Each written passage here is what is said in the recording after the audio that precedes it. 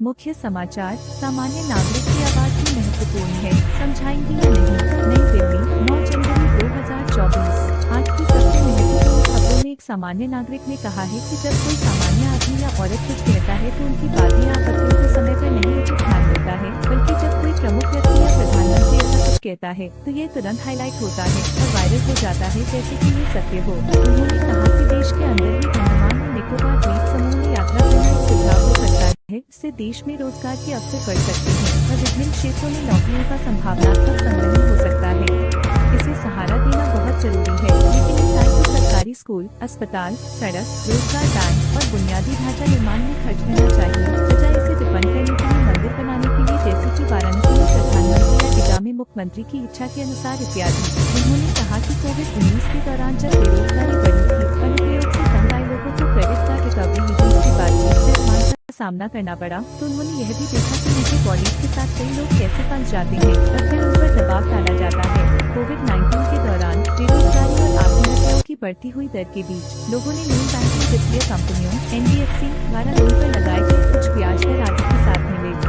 इसी समय सरकार ने संसद भवन की तैयारी के लिए खर्च करना शुरू किया है, जब बेरोजगारी में वृद्धि हुई थी और इसके परंतु अनुप्रयोग के दौरान आत्महत्याओं की भी बढ़ती हुई दर देखी गई थी, जिसमें क्रेडिट कार्ड रिकवरी एजेंट द्वारा किए गए अपमान, पीड़ाएं और मानसिक सामाजिक उत्पीड़न शामिल थे।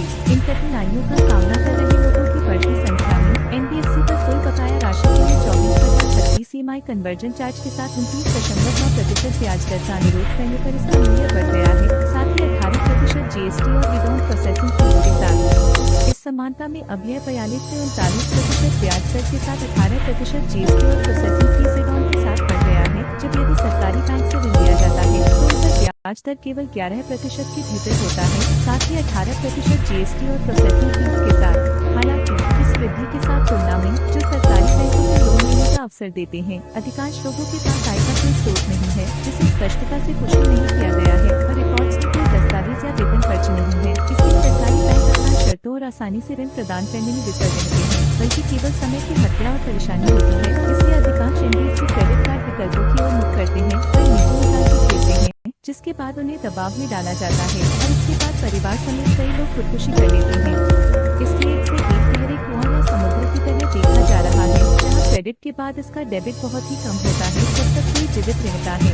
उन्होंने कहा कि पश्चिम बंगाल और भारत में अधिकांश स्थितियों में आत्महत्या दर बढ़ी है और यहाँ तक कि अधिकांश मामलों को साजिश के तहत बंद कर दिया जाता है।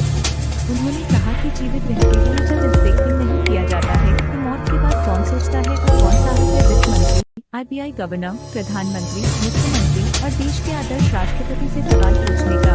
इस मुद्दे पर ध्यान देने की आवश्यकता है, क्योंकि पर्यटन में रोजगार है तो शिक्षित व्यक्तियों को समय पर उनके पसंदीदा क्षेत्र में नौकरी दी जानी चाहिए, उनकी डिग्री के अनुसार एक वेतनमान के साथ।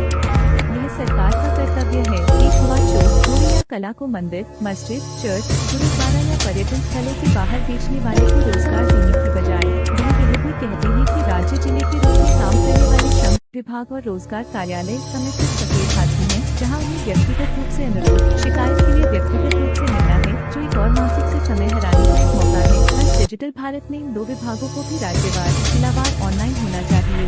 आशा है कि एक भारत फिर से स्वर्णिम पक्षी बनेगा। जय हिंद, जय भारत, जय एक भारत। नमस्कार। इवैल्यूएट द नाउ न्यूज में एक आम आदमी